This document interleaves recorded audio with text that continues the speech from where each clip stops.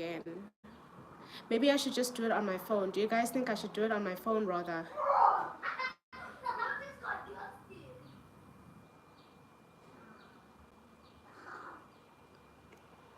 Okay, I've just gone live on my phone. Hold on. Let me end the stream, guys.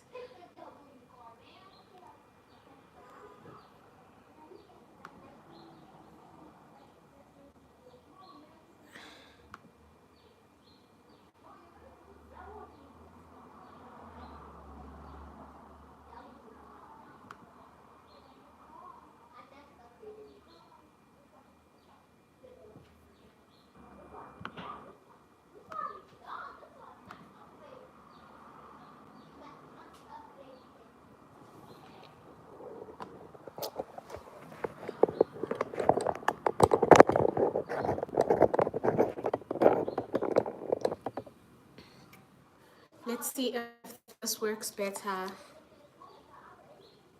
I'm hoping that all the people that were on that side are able to find me here.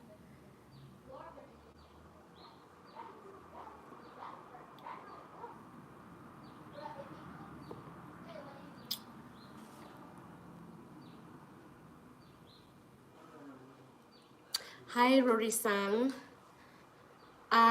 Is the network better on this side?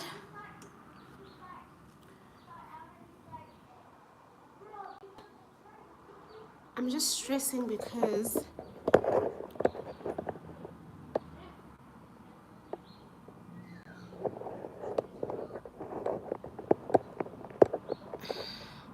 much better. Awesome. So I guess I'm just gonna have to do the live in this mode because can I actually do the horizontal? Let me just hold on. Okay, I can't. Okay, I can't. So I guess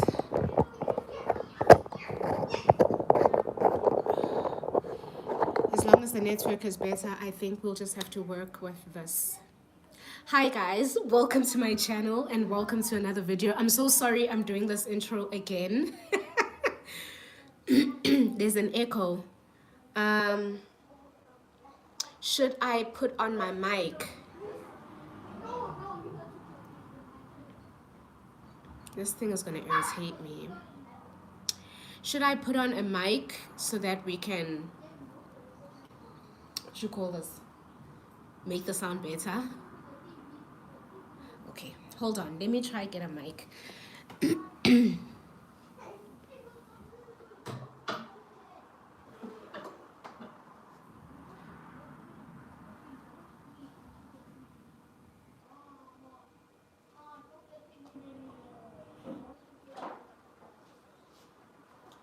I don't even know where it is. Oh my god, this is a mess. Whoops.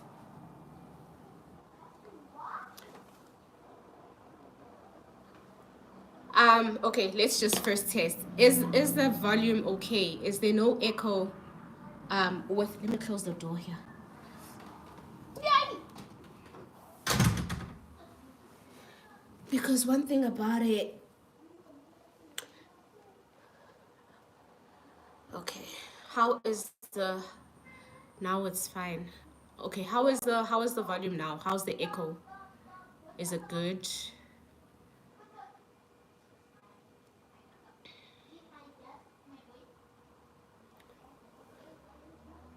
Yes, everything's fine. Perfect. Okay. Hi guys. I'm so sorry I'm doing this intro again. Hi guys, welcome to my channel and welcome to another video. If you are new here, my name is Nogwazi Ndombela, also known as Gwazibe on all social media platforms. Do subscribe, be a part of this family, and if you're a returning subby, welcome back.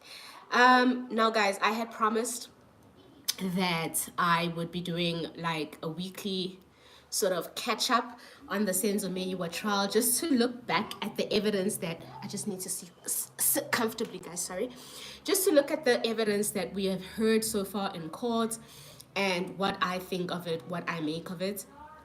I haven't been able to do the videos weekly as promised, and now it's already a few days before the trial proceeds or continues. So today I decided that because I'm doing the 30-day challenge or the $1,000 challenge, this is going to be my day 17 of the challenge. I'm going to sit and do this live. And today we're going to talk about the witnesses that were inside the house. Now, last time I spoke about the cell phone evidence because all that evidence was still fresh in our heads.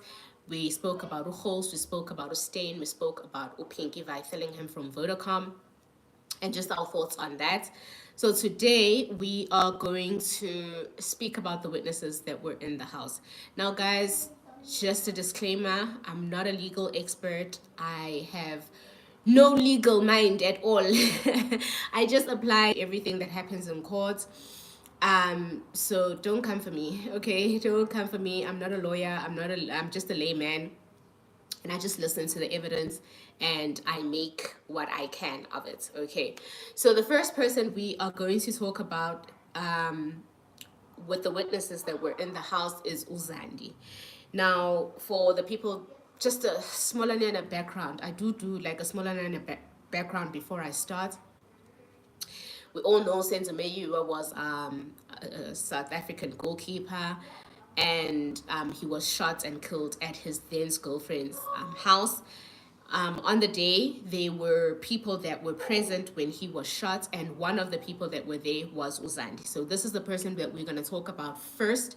We're going to talk about her evidence, what she came to court to tell us, and how it actually comes together with the evidence of other people, or how it should come together with regards to what we've heard so far in court. Okay, so Zandi firstly is Kelly Kumalo's sister, which is Usisi ka girlfriend ka Senzo. Okay, so she does explain to us basically what had happened during, let's say, the 2 days, or the day before and the day of the incident. She takes us through how they were together with Usenzo no Kelly throughout the weekend. They had some performances that they had to go to with her sister, and Usenzo was there with them. She takes us through the fact that they were together from the previous night. Senzo passed away on the 26th of October 2014, which was a Sunday. So on the Saturday, Zandi, Kelly, Senzo, and MTHOKO were apparently together. They had gone out, or whatever the case might be, and they all ended up in Malberton, which is where Kelly and Senzo were staying.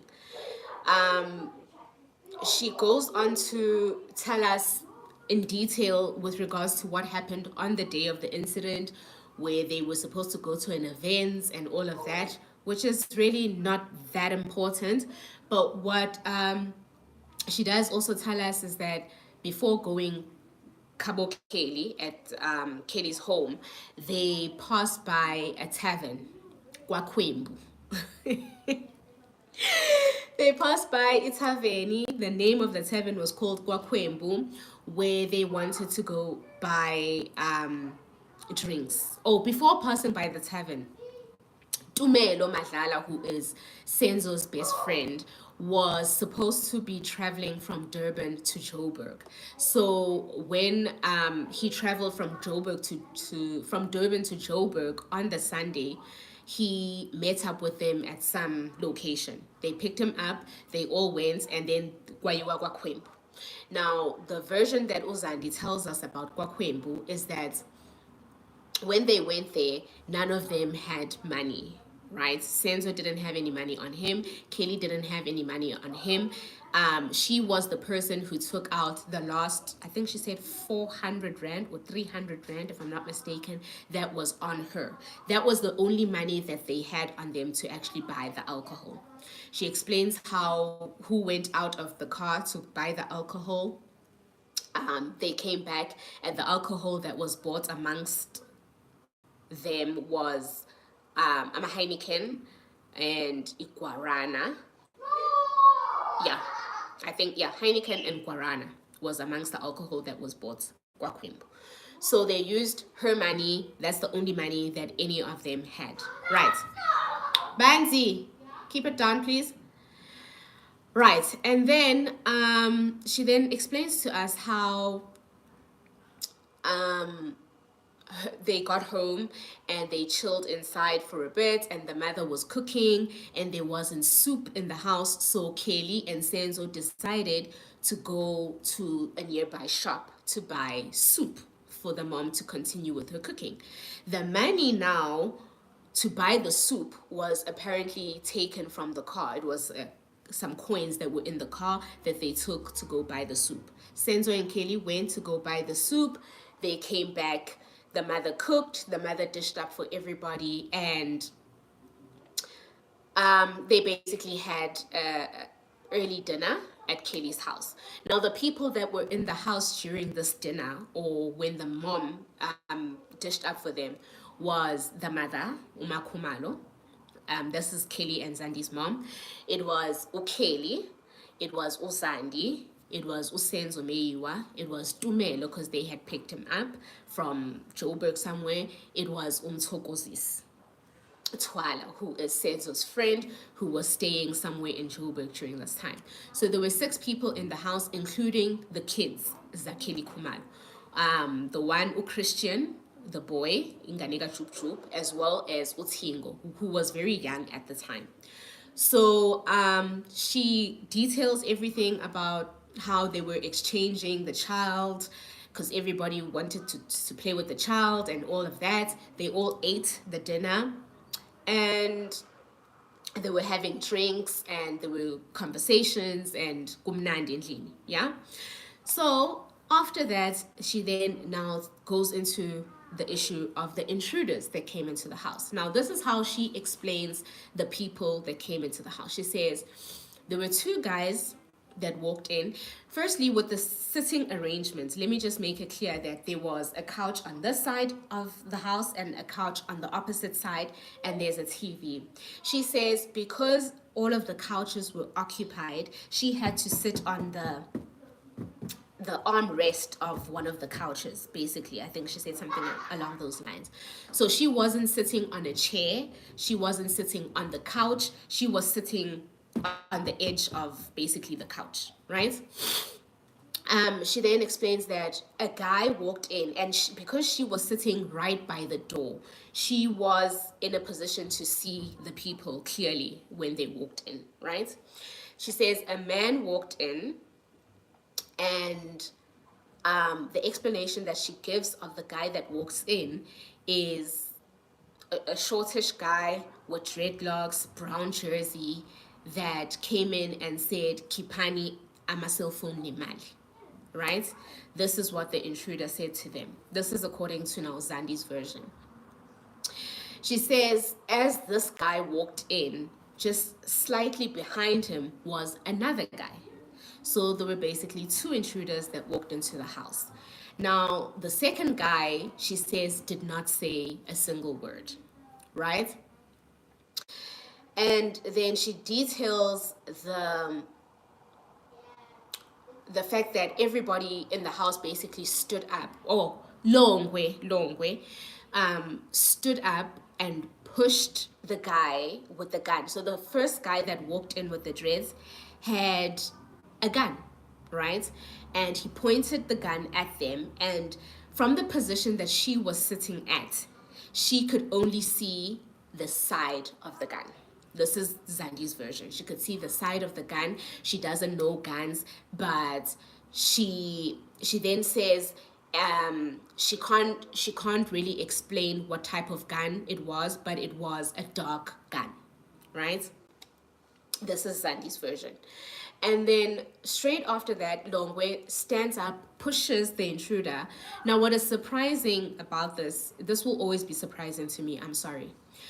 The 2 intruders, they're not standing next to each other when they walk into the house. The one is in front, the one is behind, several steps behind, or 2 steps behind the one intruder.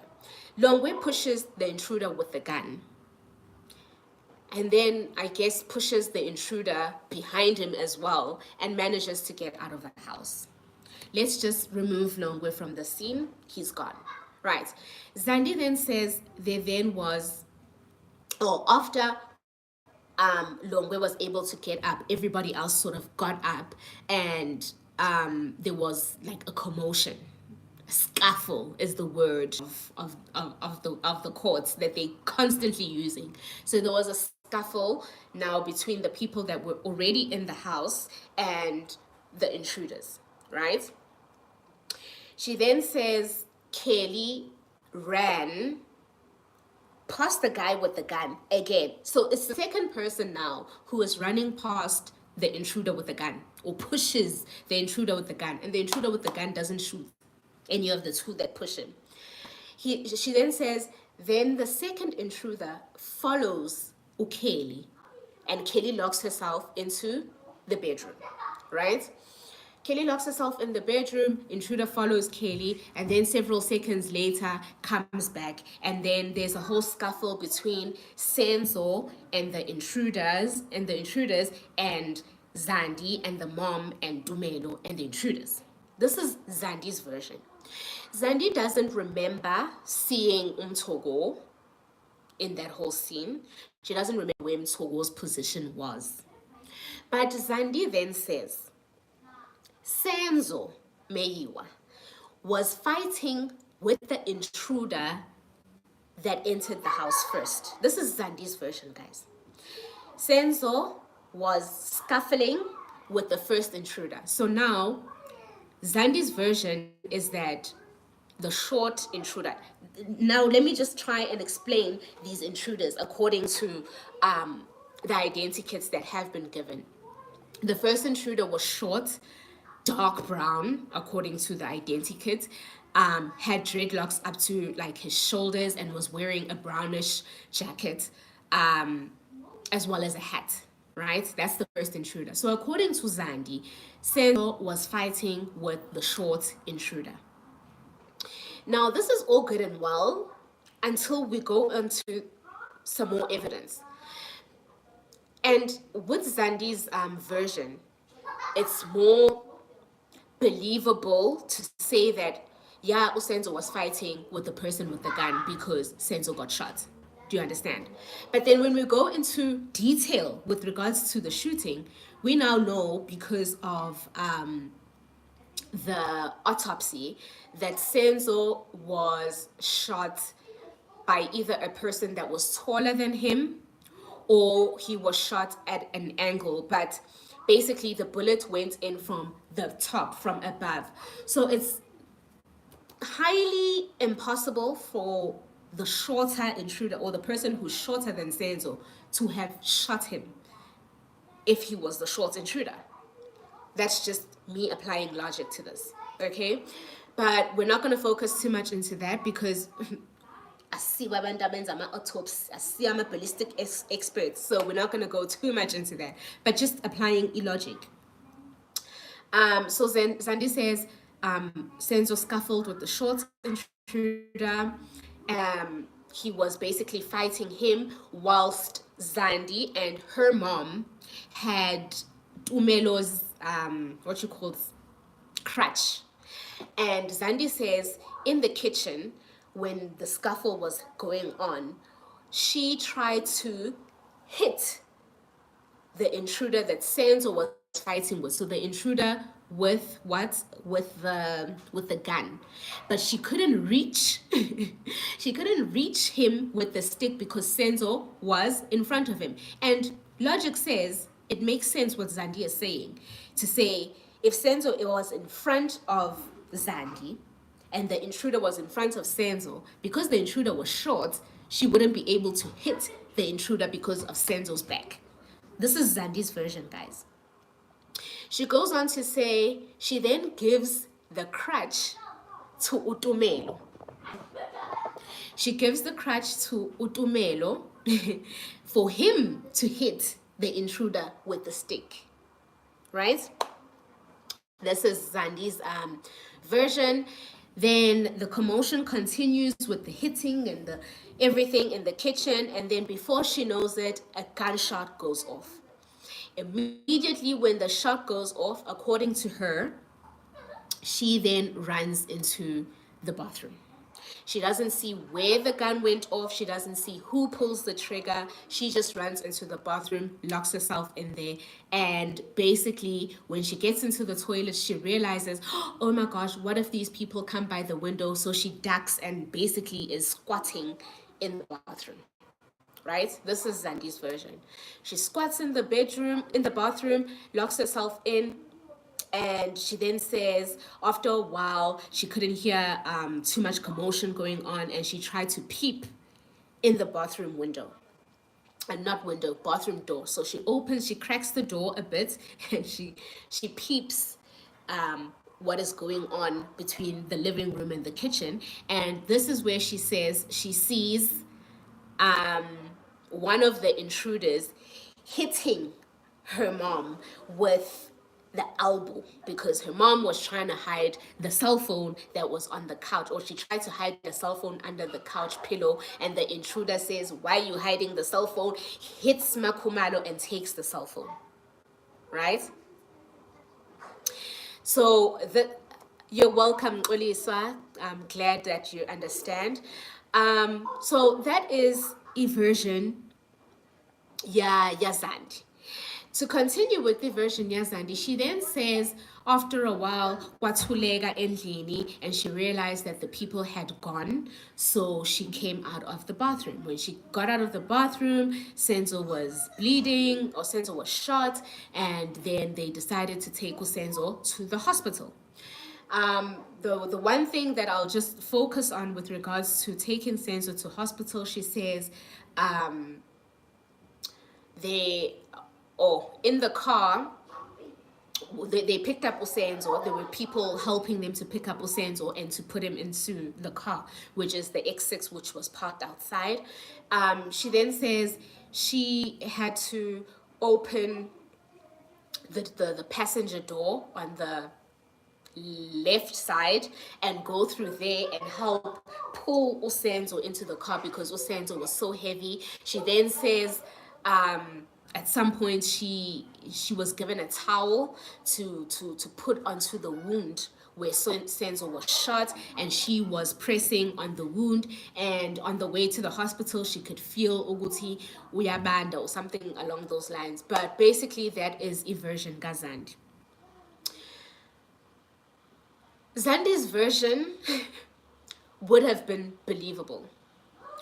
Zandi's version would have been so believable because, one, she is clear on the fact that Senzo was fighting or was in a scuffle with the person who had the gun, which makes sense because Senzo was the only person that was shot. So if you're arguing with the person who's carrying a gun in the midst of you guys fighting, there's bound to be a shot or something going on. Now, it makes sense until we get into the forensic. Then it doesn't make sense. Until we get into the evidence of the other people in the house, and then it doesn't make sense. Okay? So that is basically evidence, Gazand. Very much believable until a certain point. Okay? I'm going to go into the evidence. Mthokozisi Twala is the friend of Senzo Meyiwa who was with him the whole weekend. Excuse me. Now, there's a few interesting things that Mthokozisi mentions in his testimony. You're welcome, Sarah. Mthokozisi, first of all, mentions the situation Yogoti. They were together from the previous day, which was the Saturday. He was meant to be dropped off where he stays. Angsazi noma he stays in Vereeniging or somewhere. But because it was raining that night or that day, he was unable to go home. That is a version Mthokozisi, right? And somewhere in his testimony, he does mention that the day before or the night before, there was a gentleman that came to the Alberton house where Kelly, Zandi, Senzo, and himself were going to be sleeping. There was a man that came. He doesn't say who the man was, And when he's questioned whether that man was Ulongwe, he doesn't want to really give us details with regards to the man that he saw. He says that he was unable to see the man clearly because of the distance between the dining room and the kitchen. And I'm just like, how big is this Alberton house when you're unable to see a person under light? Because if someone walks through my door, I'm sitting at dining room, but I'll be able to see umuntu that's in the kitchen clearly in this light. But he says that he's unable to accurately say who the gentleman was that came to the house the night before. That's good and well. Let's go into the day of the incident. Now, he says his version is pretty much similar to the version of Zandi, which is also almost believable when he says, we were inside the house. There was a moment where me and Tumelo went outside for a smoke. And what else? Oh, okay. And then, yes, he mentions we sat inside the house for food, we ate, and then he gets into the intruder situation. And he says there were two gentlemen. That is in line with what Zandi says. There were two gentlemen that entered. One entered first. He explains the gentleman that entered first, and this is what the gentleman said. Mali, nama cell phone. And he then says, Longwe, consistent with what Zandi says, Longwe jumps, pushes this intruder, runs out. Now, this thing with MTHOKO's testimony is that he then says he didn't see much of the scuffle. He wasn't involved in the scuffle. He wasn't involved in the scuffle because he was protecting a Christian. So out of all the people that were in the house at the time, or all the people that have given testimony so far in the court, MTHOKO is the only one that mentions the kids during the time the intruders were in the house. Everyone else didn't mention the kids.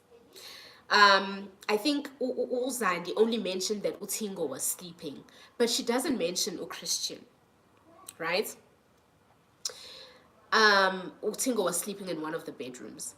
So now, MTHOKO says he was looking out for Christian, trying to make sure Christian is not involved lapaya, is win. So he wasn't involved in the scuffle. He wasn't helping the people hit the intruders. He wasn't beating up any intruder with any sticks or punches or anything. He was just looking out for Christian.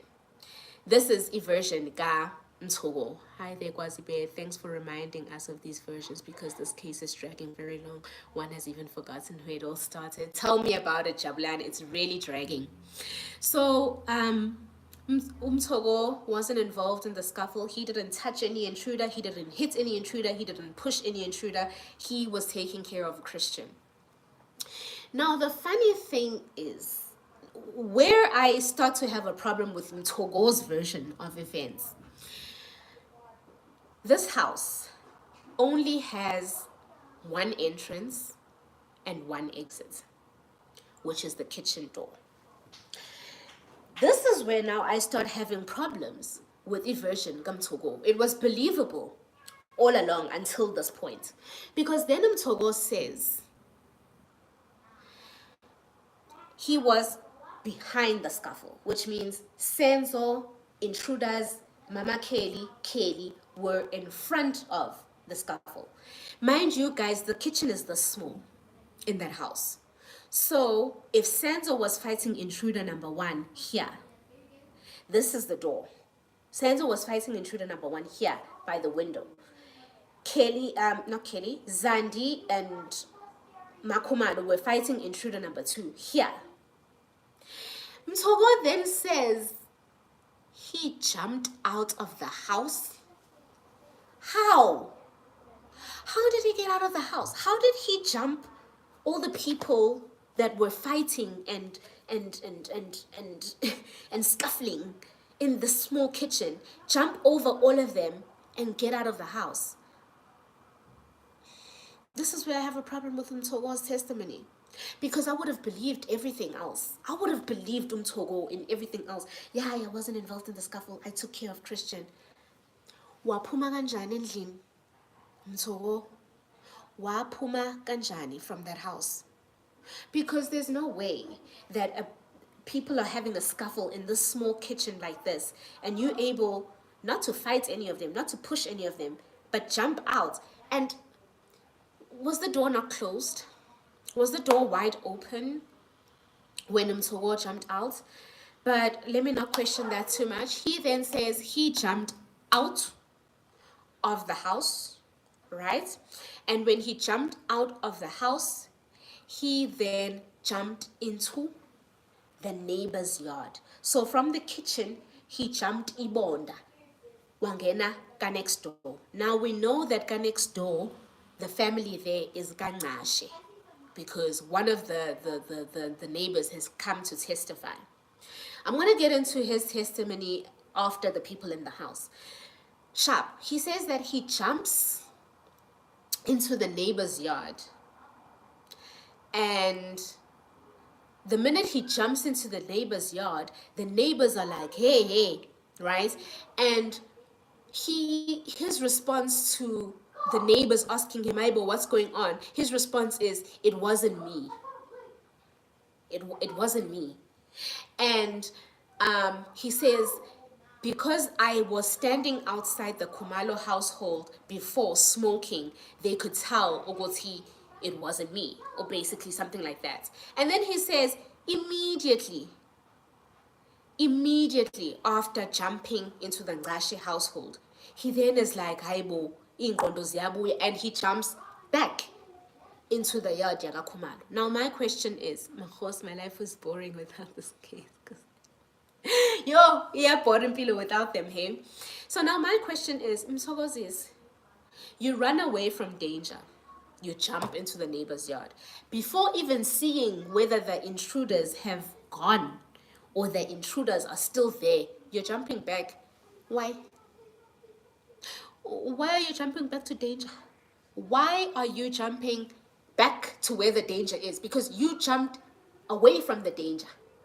Now you're jumping back, but when he was cross-examined, he says he doesn't know whether he saw the people running out or whatever, but he immediately jumped back. Jump danger, jump danger without confirming whether the intruders are gone or whatever. That's my problem with Mthoko's testimony, but it's his story, you know. That's that. Now we go into Tumelo. Do you guys have any questions with regards to those two? Ginga, because Mina, I can go on. I know myself. I can go on and on and on. Do you have any questions with regards to the testimony ya Zandi, with regards to the testimony ya Mthoko so far? Are you happy? Are we all good?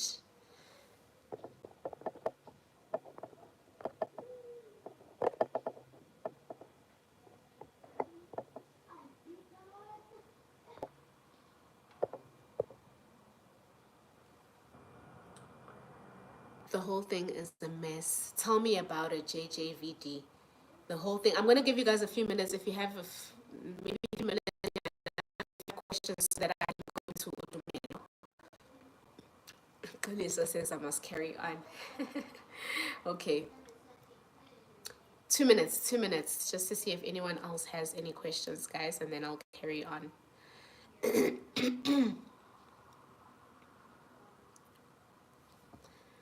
This case, might not be a lawyer. I didn't understand the baby. So when Mthokozisi says that he was protecting a Christian, is that the part that you didn't understand, Emil? Or the party at Tingo? So there's two kids that were there. Utingo no Christian.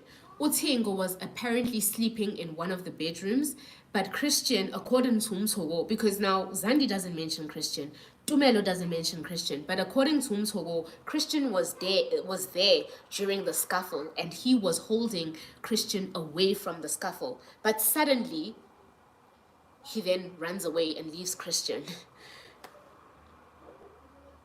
Yes, Mobile. He suddenly just leaves the Christian. I hope I've clarified, Emihle. This is just their version, guys. Us trying to make sense of it is probably not going to make sense, honestly, because how? How is this all possible? Okay, good. Now that you understand, let us move on to Tumelo. Now, this is where Intuluntulu really starts because yo, Tumelo. Now, Tumelo comes to court and says to us, well, Mina, I'm Senzo's best friend. We get along so well. Senzo had called me to come to Joburg, and because Senzo had a game, I had to communicate with Kelly. So Kelly is the one that sent Imali, but through Senzo's instruction. Kelly sent him money on the day to take a taxi from Durban to Johannesburg. Nangempela, he says that he took a taxi and he was told ukuthi ehle ebridgini angazi bridge la kuphi sengikhohliwe with the name, right? He gets off the taxi, they come, they pick him up in this X6 and it's cruising galore. Now, according to Tumelo, what was meant to happen on that day is that Jablan, who gave description of the gun? I'll get into that now. What happened on, what was meant to happen on the day Tumelo came was that they were meant to go to a party. Senzo was meant to go to a party ka Roy Mahamudza. Roy Mahamudza was a soccer player ebeka didlala no Senzo, right? And according to Utumelo, they went to the venue of the party. Before they went Kakeli, they went to the venue of the party, and when they got to the venue, kwathiwa kusasetwa up. So they didn't really go into the party because kwangakaqala. So base bathi siyabuya. So baya Kakeli with the intention that they'll get back to the party. Now, the interesting thing about this particular party is that at the party, Mandisa, who was Senzo's wife at the time, was there at that party. So the gist of everything was that Kelly was with Senzo. They went to that party and the party hadn't started. And I think what was going to happen was Senzo was going to go drop off Kelly, Kubo, babuye no Tumelo no MTHOKO to the party where the wife was at. Allegedly. Right. So Tumelo tells us the whole shebang was we went there, no, what we party kakaqali, we then went, yeah, kwayothenga utshwala, yeah. Sharp. Now, the interesting thing about Tumelo's testimony is that he introduces us to Ulongwe. None of the other people really talked too much about Ulongwe. Zandi, yes, did tell us Ulongwe did come, and I forgot that part. But Zandi did tell us Ulongwe came. Ulongwe was Zandi's boyfriend at the time. Now, this is the interesting part about Indaba Longwe, right? When Tumelo talks about Longwe, there's certain behaviors, guys, that you can tell ngomuntu. When Utumelo speaks about Ulongwe, he doesn't call him by his name. If you remember, it's testimony ka Tumelo. Tumelo doesn't call Ulongwe by Longwe. He doesn't call him by his name, Longwe. He says Ulomfana Gatwala or Ulomfana Gachiko. I don't know if you guys picked that up during his test. That thing stuck. Kumina. You pick up certain behaviors about a person, how they feel about a certain person. He says, Lomfana Gachiko or Lomfana Gatwala or something like that. That's how he calls him. But he says, him and MTHOKO went outside for a smoke. After that, kwafika Lomfana Gachiko. Mayfika lo mfana kaChiko or lo mfana kaThwala, he says, that guy walked in there and did not greet a single person. Now you can already tell the mood of the place when Longwe arrived, just by Tumelo's testimony. Tumelo, just by that testimony, you can already tell what the mood was like when Longwe arrived. Now, let's take it back a bit and try to remind you why Longwe might not have spoken to anyone, allegedly, on the day. Zandi, Kelly, Senzo, MTHOKO were together the whole weekend, sleeping together in one apartment the whole weekend. Longwe was basically trying to get a hold of probably the girlfriend and Engamtoli, and Mega Fika Kakeli. The girlfriend is there, and Senzo is there with his friends. Quick girlfriend yaki. I'm not saying Tili, but you can kind of get the gist of why Longwe didn't greet anyone, right? Tumelo says Longwe got there, didn't greet a single person. He walked in, and his demeanor was off. Longwe, right? And then he says, when they were smoking outside, benomthoko, angazi, there was a point where they needed to wash their hands because the smoke is ganjan, right? And then he says something very interesting that I think most people didn't pick up. You can go back to the record if you think I'm lying. But he says, Meshleli emyango. This uti Meshleli emyango ebhema umthoko. Kwakufanele bayovaleli, or uKelly came to them and says they need to come say their goodbyes. Or something along those lines. I don't remember quite right what he did, but he says Kelly came outside to us. I think at that time Senzo was outside or something, and Kelly says, "Ayibo senifuna ukuhamba ningavalelisanga, like ingenani nizovalelisa kahle bese niyahamba." And then he says this. He says, "Ilapho la kwaqala khona umsindo."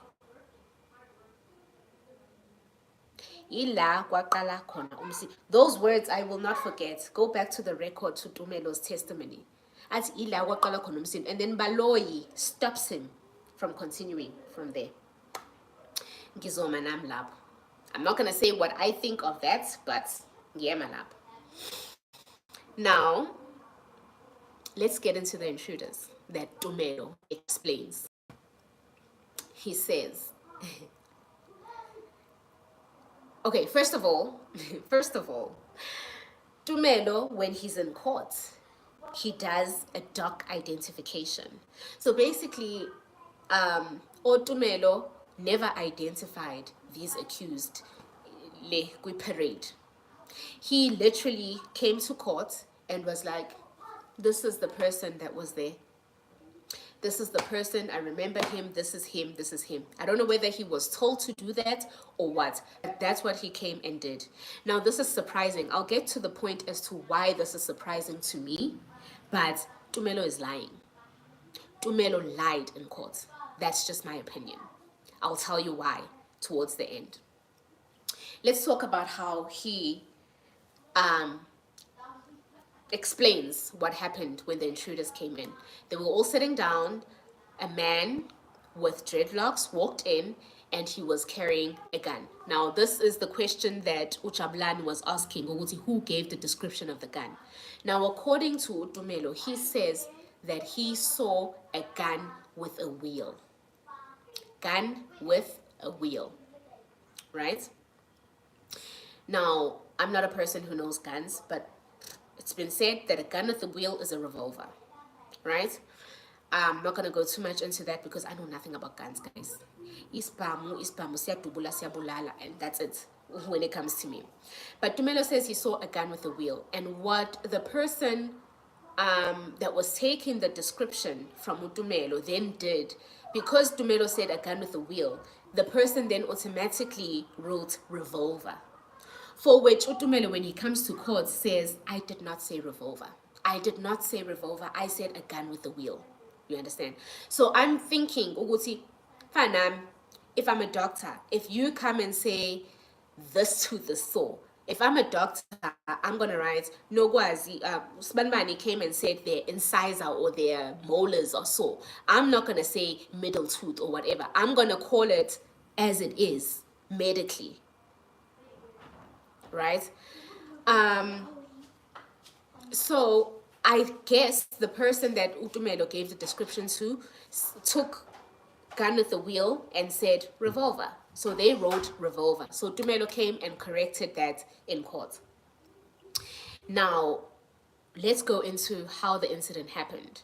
Tumelo says, intruder number 1 walked in, asked for cell phones and money. In what language? Zulu Sotho.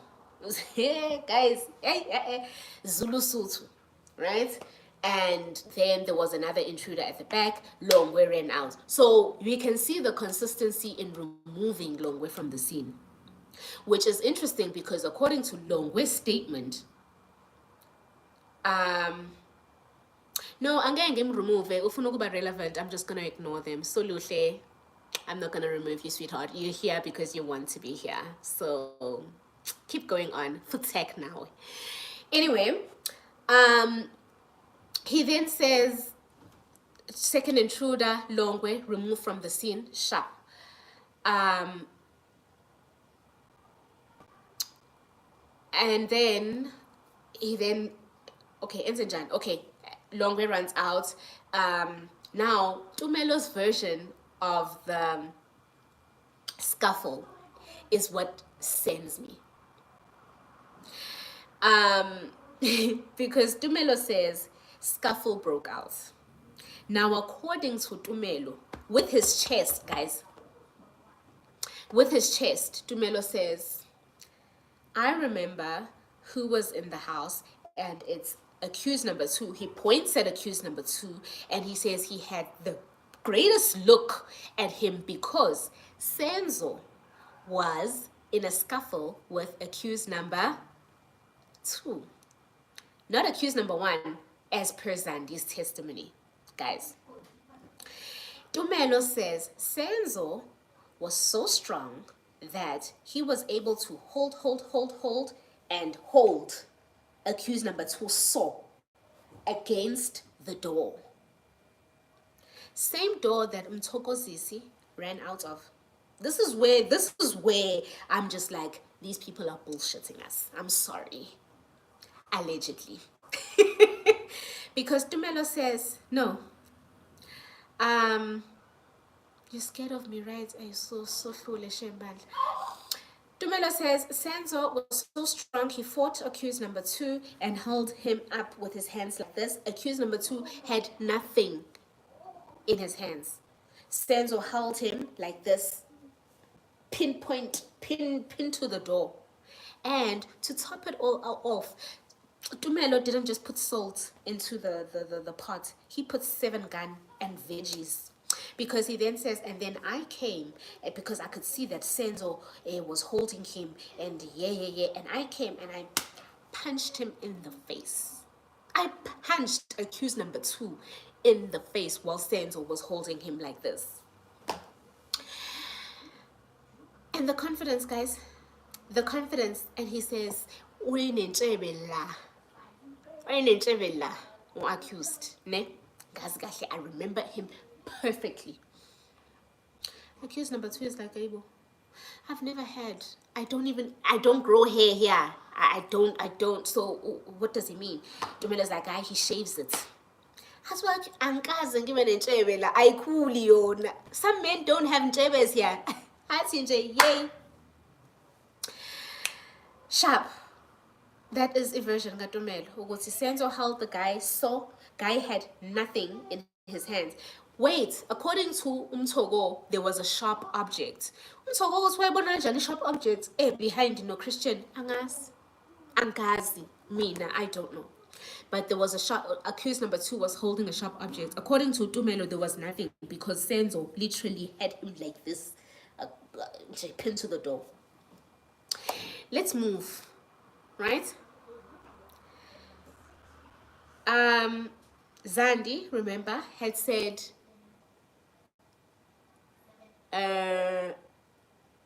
one of the crutches, because she couldn't hit the intruder, she gave to Tumelo. Tumelo says, I don't know where she gets that from. I didn't even touch a crutch. I hit him with a punch. Contradictions. Askwazi ukuthi we can be in the same house, doing the same thing, and you can't remember that I gave you a crutch. Mina, nge-confidence ngithi ngakuniki crutch wena. Wena. Uthi angizange ngikunike crutch. Kanjani? Sharp. Let's move past the crutches issue. Let's move into the issue yetawul. Zandi says she was the one that was holding the towel, right? She was the one holding the towel and stopping the blood. Tumelo naye is saying he was holding the towel, a light blue towel, to stop the blood. How much blood was there? No, it was just spots. Why is it that you need a towel to hold the blood if it was just droplets of blood? That's my question. Because what blood are you stopping with a towel if it's just droplets? Because all of them are saying, no, okay, it's how. That's when my mind is just like, these people are playing with us. Because if there wouldn't have been a need to get a towel to stop the blood. But then Uzandi also says it's towel guys. So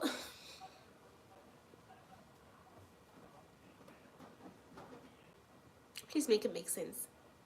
Please make it make sense. Sidlule kwi-issue yegazi, and then just to touch on Tumelo's last bit of his testimony, where he says after the whole incident he never saw Longwe again. He never saw Longwe. So he says, kwayiwe esibhedlela, safika esibhedlela sahambisa uSenzo kanjani kanjani, angizange ngimbone uLongwe. Wambona uLongwe esibhedlela, angizange ngimbone uLongwe. Angizange sambona, angizange ngiphinde ngimbone uLongwe mina. That's uTumelo. Cell phone evidence is saying Longwe was at the hospital. Where was Tumelo? Why did Tumelo not see Longwe? Because they would have been all together, right? So Tumelo Longwe, esibhedlela mina, ngimbone. So kanjani? Cell phone evidence it's Longwe besibhedlela. Everyone in the house that has testified so far, because Zandi herself says she doesn't remember seeing Longwe, but she heard that her mom came with Longwe. Kanjani? My biggest question that makes me sleepless is, why do the state feel about all this? K66 doesn't make sense at all. It doesn't, JJVD. It doesn't make sense. Like, if you apply logic to all of these things, it makes zero sense. Zero sense. Let me just close the curtains here, guys. Sorry. I feel like people are staring at me from the window. Right. So that is Tumelo's testimony. Now, guys, I'm going to tell you why Tumelo pointing out Untanzi in court and saying, I am confident that that is him because I punched him in the face and he had a beard here, is bullshit. It's bullshit. Allegedly. The reason why I say that is, let's go into the Identikits. Let's go into the day after the incident, Monday. All of them are now qoqat. They taken to the police station to go give statements as to what happened. This is what they had to say to Steenkamp, who is the lady who did the Identikits. That's why I'm saying right now with my chest, Tumelo lied. Tumelo bullshitted the court. I'm saying it with my chest. Allegedly.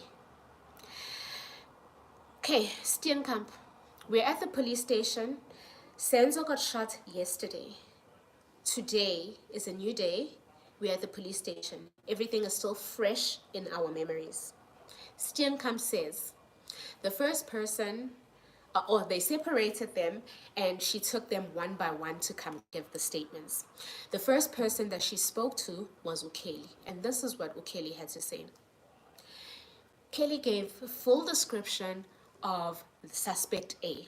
She says, suspect A was an African male, mid-20s, dark brown, dark brown, shiny complexion. Now guys, suspect A is intruder number 1.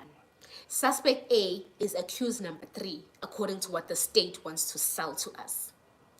Suspect A, intruder 1, accused number 3 is my complexion, guys. He is my complexion. He is a yellow bone. That guy is my complexion. That guy is like this. That guy is so. Kelly's description, dark brown, skinny, shiny complexion. Dark brown. Intruder number 1, suspect A. Accused number 3, dark brown. Come on now. Noma Gabetsua Umnube has been in jail for 10 years. He will never change from dark brown to this color. Unless he's doing some medical procedures inside, shower skin lightening. Umnube can never go from dark brown to this color. I'm sorry. But that was the description of intruder 1, accused number 3, suspect A. Then she goes on to say, dreadlocks, shoulder length. She goes on to say he had no scars. She goes on to say he had a golden insert in the upper tooth. Right? That's accused number 3, suspect A, right? And then she says he had no facial hairs, and he was wearing a brown jacket, and he entered the house first, and he was very aggressive.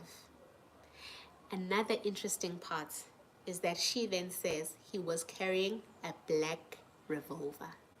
Now, I don't know whether she said revolver or whether she said a gun with a wheel or what, but according to Steenkamp's statement, Steenkamp, the lady who did the what? The Identikits, black revolver was there, right? That is Kaylee describing suspect A. Kaylee, angakakhulumi ngabanye. Tuwa ususpect B. Yes, I've got my notes, sweetheart. I write notes. So if you're going to come here and tell me I'm lying, I'm going to tell you to go shove your face where the sun don't shine, because I've got notes, and these notes are taken from proceedings. So, yeah. Also was strong. Also was strong, Shem. Anyway, then I take it suspect B. Kelly could not describe the second intruder. Kelly could not describe the second intruder. Tulanik. This is where I call bullshit, right? So I was a glandela ban ukuzowenza Identikits kwalandela uZandi. Kwalandela uZandi, Steenkamp says she gave pretty much the same description as Kelly did. The only thing that she added in the description is the high cheekbones. And uZandi did mention indaba yeqhomo. She did mention indaba yeqhomo ku-intrude. Wathi yeah, she just mentioned the high cheekbones and angazi namehlo ukuthi kanjani. But otherwise, everything that Kelly said was pretty much the same. Zandi could not identify the second intruder. Then Steenkamp goes to Tumelo. Tumelo, guys. Tumelo, the same one that said with confidence with his chest, what he mean, I'm punch across the face when Tumelo gave pretty much the same description of intruder 1 as Kelly did. Brown jackets, dreadlocks. Could not identify the second intruder. So Tumelo, mina ke nje personally ngingasiyena ngisho umuntu welaw. How is it that you are able to tell us with confidence that accused number 2 before the court is the same person that was in the Khumalo household, and you would never forget a face because you saw him so well, you even punched him across the face, he even had a beard here? How could you, with that confidence, tell us that, but you couldn't do it the day after the incident? You couldn't identify, you couldn't describe him the day after the incident. Tumelo, don't bullshit us. Tumelo, don't lie to us. Tumelo, musukusenza ilima. Uzositshela ukuthi amangakuhlaza lawo. Wena mangakuhlaza lawo wena owaqambayo ukuthi wena uNtanzi uyamkhumbula. Because wawungamkhumbuli mos ngomhla 27 October 2014. Bongamkhumbula uNtanzi wena ngomhla ka-27 October 2014 awukwazanga ukuchazela umlungu ukuthi uNtanzi wayemnyama emude enjani. You couldn't do that. Now all of a sudden, because you know that he's the one that is said to be the one that came to the Khumalo house, now you know him, now you remember him, now you remember beards, now you remember scars, now you remember. You couldn't remember him on the 27th. Now how come? Because you've seen him on TV and now you know that he's supposed to be the one that came into the house. Now you want to say, yeah, we in. You're lying. You're lying. Allegedly.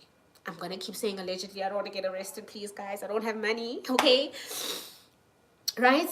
So now I'm going to get into another witness that is now unalived because of certain things.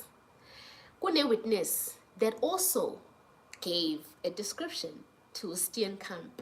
And this witness is allegedly one of the boys ababehleli kwi danger box.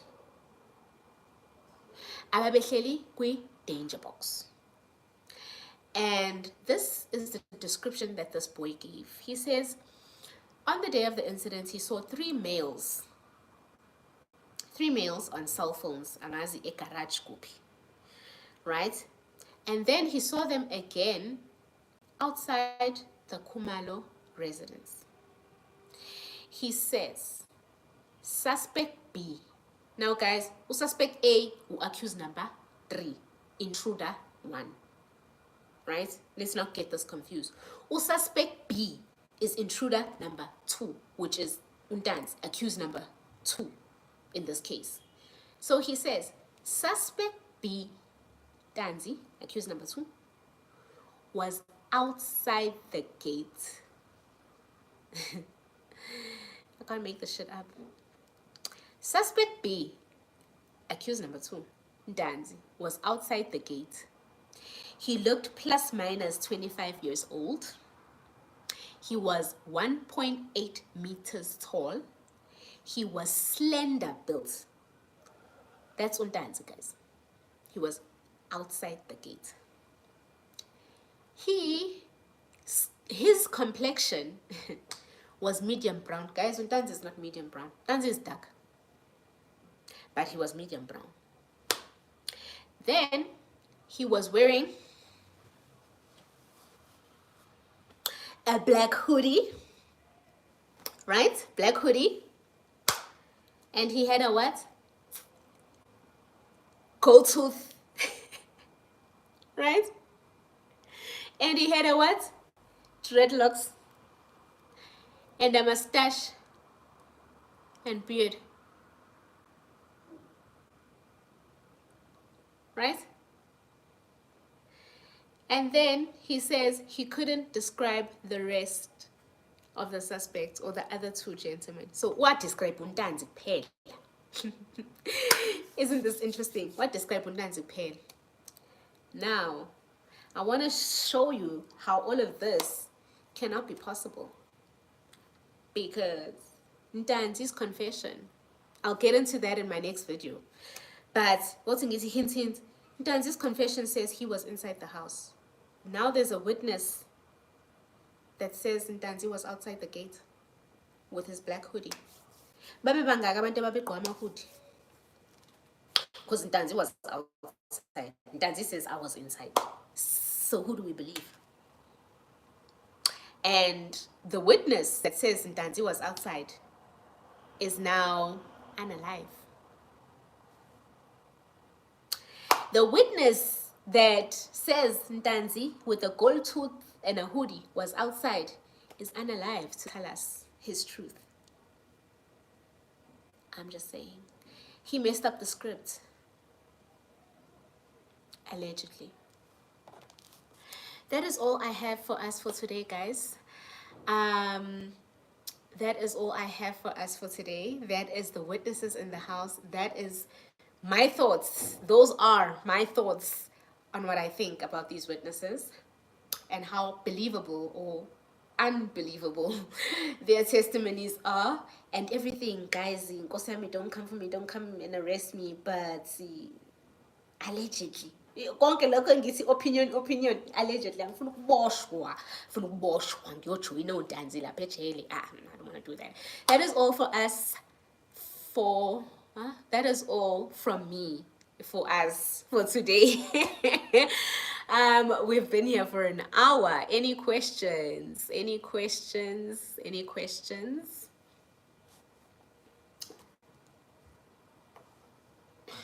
Ngobile, my jaw dropped. Ay, kubi sis.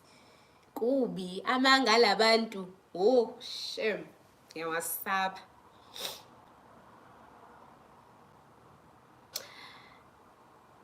Ngiyawasaba shame amangabo. Pretty lady, thank you. You're welcome. Thank you for joining me. Thank you for joining me.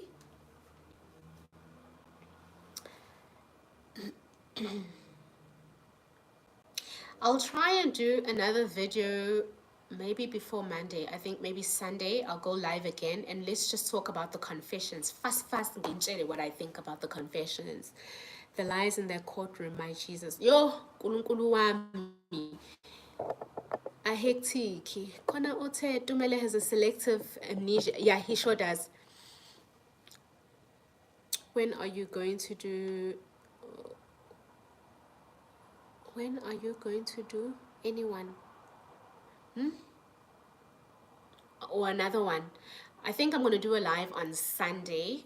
You guys can tell me just what time I should do a live on Sunday. When are you guys available on Sunday? So maybe we can do that on a Sunday. Sikhulume ngama confessions, so I can tell you guys what the confessions say, what I think of the confessions and stuff. When are you, is Zandile lying or what? They're all lying. Allegedly. Yo, me now I'm so happy. Cell phone analyst rubbish. That's Zungu Hogwash story. I cell phone shemi yabachit. Thank you, Kwazi. Let the state moles continue hating. Those ones ingqondo azikho, because umuntu onengqondo uyayibona lento. Thank you, Kwazi, for taking your time for this live. But all in all, this case is a mess. I wonder what Baloyi has in store for us this coming week. Hey, I wonder. I mean, I just can't wait.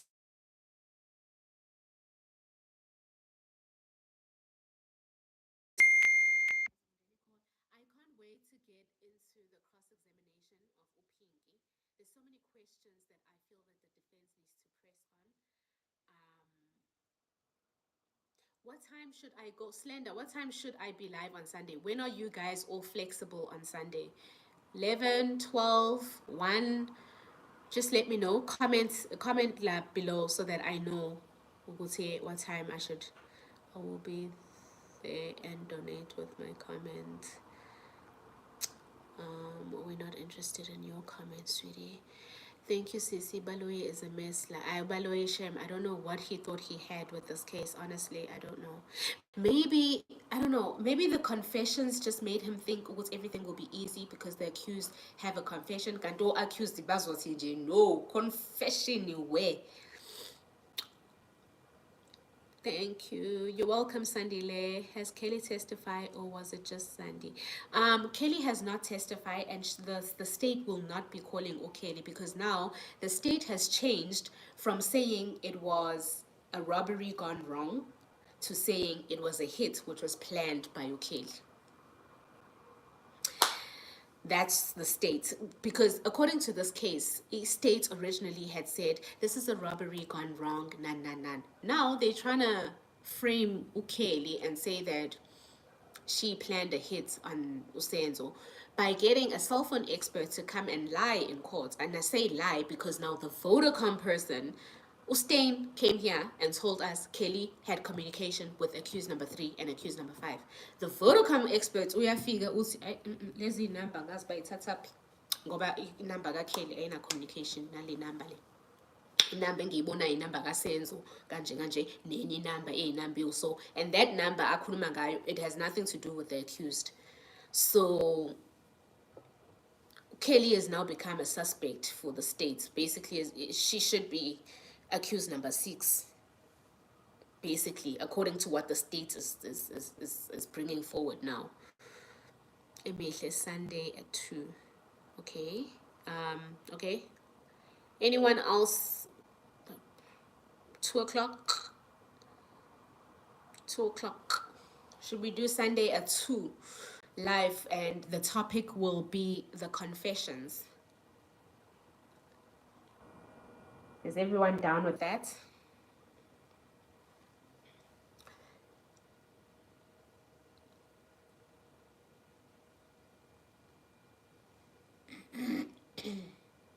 Okay. This case will never be solved. 10 years is crazy. No, it's crazy. And you know what the upsetting thing about it is? As much as we want the case to be solved, oh, my network is bad. As much as we want the case to be solved, they're feeding us lies just so that we can shut up as the public and just forget about this case. Don't feed us lies, because that's not justice. It's not justice if you're feeding us lies. It's not justice if the wrong people are serving time. It's not justice if the wrong people are found guilty for something they didn't do just because the evidence is somewhat close enough telling they were there. It's not justice. If the wrong people are arrested, it's not justice. If the person who actually shot Senzo is still outside living their life, it's not justice and it's not fair.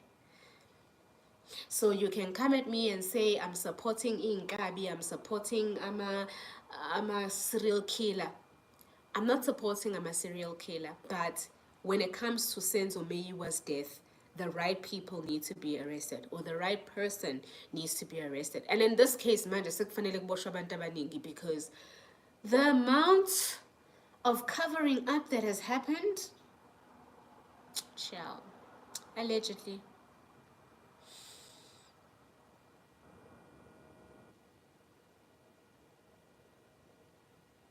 Okay, 2 o'clock it is then. I think we'll be live Sunday at 2 to discuss the confessions. I'm gonna give us maybe 5 more minutes. Mina, in a way,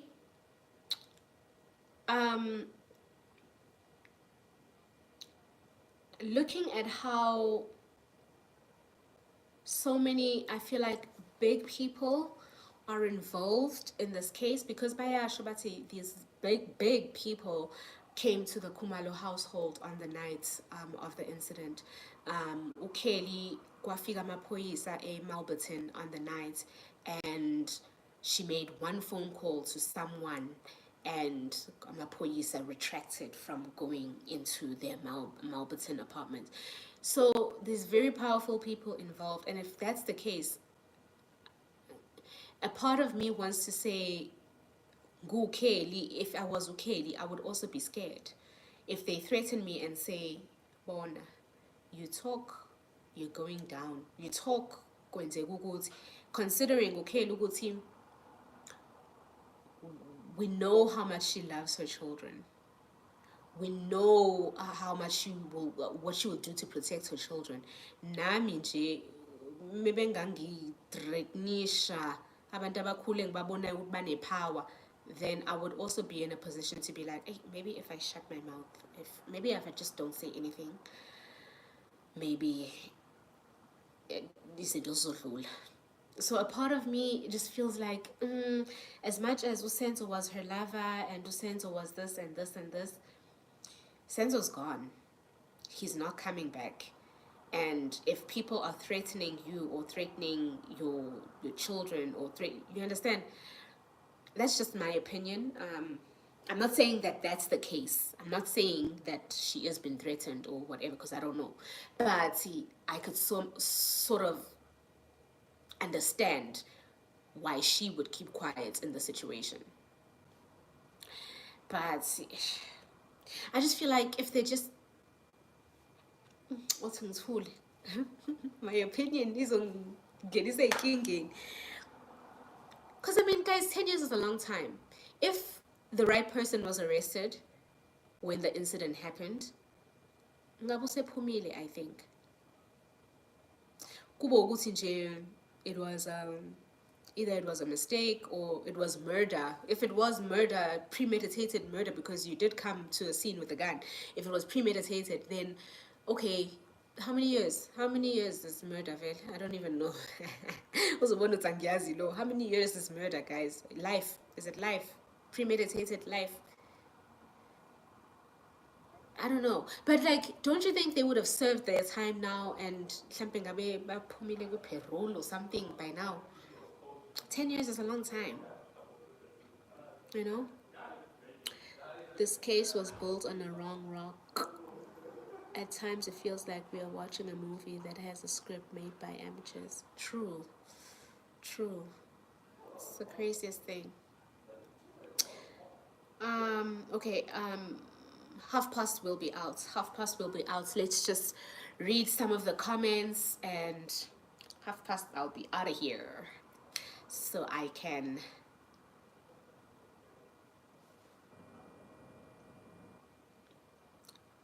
so maybe on Sunday, what will we talk about?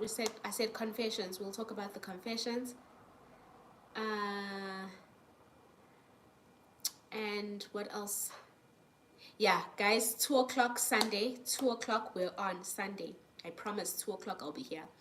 I'll put a reminder on TikTok for those of you who are following me on TikTok, just to remind you guys that I'm going to be live. Or maybe I'll do the same thing I did today. I'll go live and do my makeup with you guys on TikTok, and then we'll come here at 2. So I'll do my live on TikTok at 12, and then I'll be here at 2 so that we can talk about the confessions. I want to talk about the confessions, and maybe we can talk about Ujaj Rata a little bit as well, because he's another pandemic, allegedly.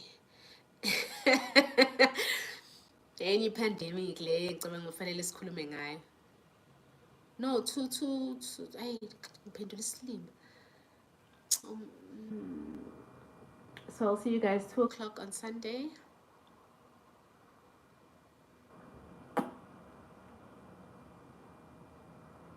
Yeah, topic on Sunday will be the confessions, and hopefully I still have my notes on the confessions, because Wabo Yorapad Wangiti, and he had to read them again.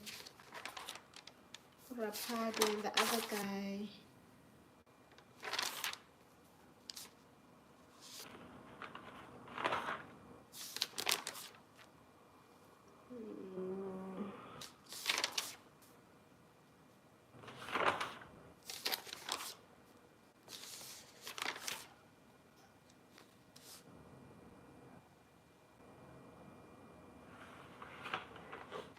Let's just hope with the new minister things will change.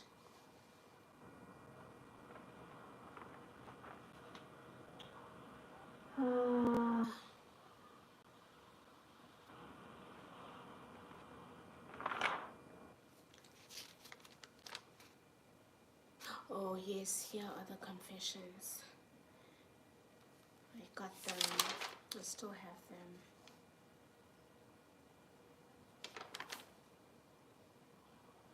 This is Ukhatebe. This is Ukhatebe. From here, konje wagcine ebuyile.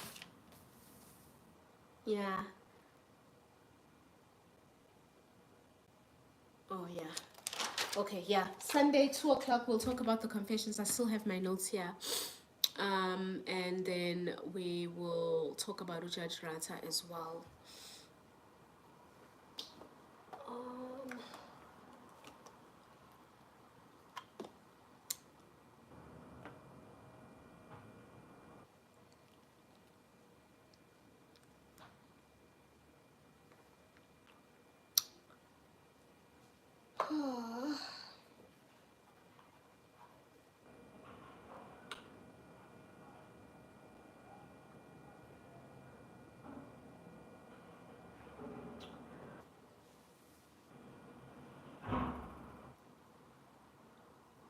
Um, okay, you guys aren't commenting anymore, so I guess we're done.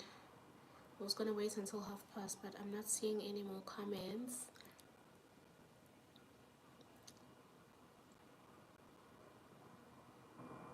And I also need to go pee, so.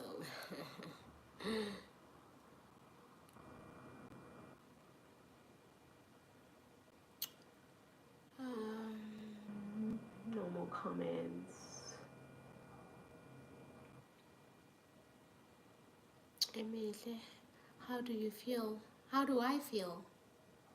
Me? I feel good. How do I feel about what? How do I feel about what, Emile?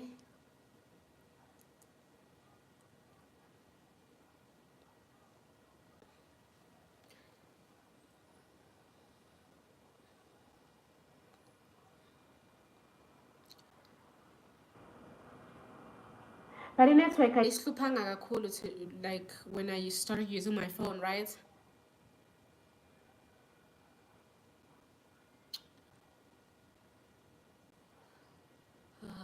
Attention seeking fucker. Like honestly, get a life.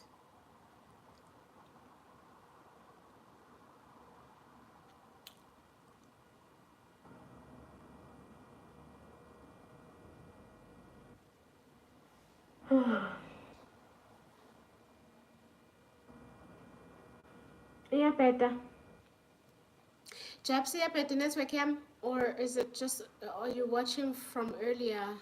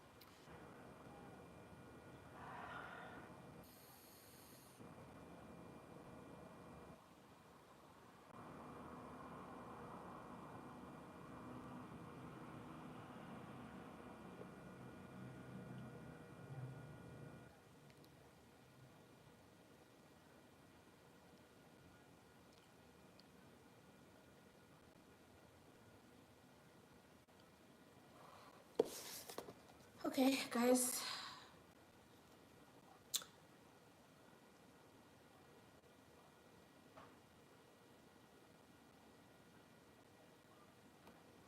Emihle, Ozi, how do you feel? I don't know whether she's talking to me or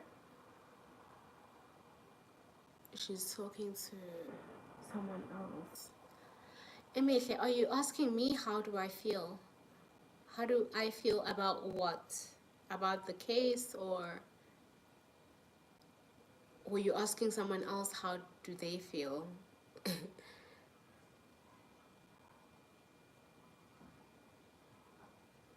About the case?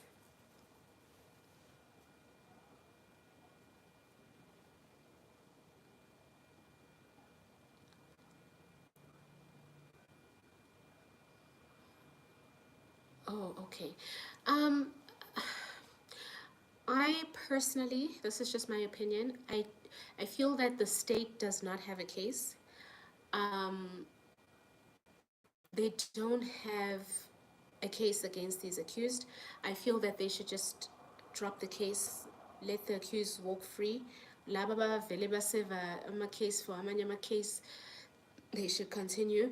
But the sad thing about this whole thing is the laba abavele besevayo for other things, I don't really feel sorry that they're there because they would have been in jail in any case. The two people that I really feel bad about is one, Umuzi. I feel bad about a situation Gamuzi because Umuzi, if you remember, he was arrested for the Senzo case in 2019, only to be released because they didn't believe the evidence Kazungu. Now in 2020, he's arrested again. Oh, and then they released him. When they released him, they had to have a reason why they arrested him, and they put a drug case which was non-existent, according to me, allegedly. So usandogwetshwa ngoDisemba ugwetshelwe icala lama-drugs, ama-drugs that were never there. Drugs that were created, that case drugs was created by the police that arrested him in 2019. So I feel sorry for him because now ukwechi will 10 years we drugs and what and then he's had to spend time in jail for what? For the Senzo case when he was not involved, allegedly. And then I feel sad for Runtanzi because he was a person that was working emayinini, making imali yakhe ayenzayo in the mines with a life in normal. And he's now had to serve how many years? 4 years. He's had to spend 4 years in jail for something that I believe he knows nothing about. It just so happened that whoever was investigating the case knew for some reason ukuthi ehostela leyo kunabantu base-KZN kuney'nkabi and whatever, and they have cases on other people that are usually there, and they use that to pin these people into this thing. That's just my opinion. But see, I don't know. But I don't think they're guilty. The 5 accused before the court, they might have killed abantu kononkoma, taxi kanjani, show taxi violence, what, but Senzo's death, I don't believe that they had anything to do with it. I'm sorry. One day we must talk about Zungu's testimony, how cell phone expert rubbished it. Maybe I'll include that on Sunday's live, because really the confessions, there's not much to talk about with the confessions. I just want to go through them and tell you guys why I think they're bullshit. The confessions are corner, and why I think at least Umuzi is out with regards to those confessions. And then maybe we'll talk about a charge, and then we'll talk about Uzungu, because Uzungu naye uyitopic yakhe on his own. Uyitopic of his own. I mean, kune where he says, no, this is me, I can see by my arm. Wazingani ukuthi wena loyo, and then mase sikutshela ukuthi isithombe is taken somewhere else, you just like, where? Somewhere else? Where? Like, I never went there. I was going to something else, guys. Oh, guys, we'll have passed. Let me go. I'll see you guys on Sunday at 2 o'clock. Thank you so much for watching my live and for interacting with me throughout this hour and 30 minutes. I really enjoyed my time with you guys, and I will see you on Sunday at 2 o'clock. Bye-bye.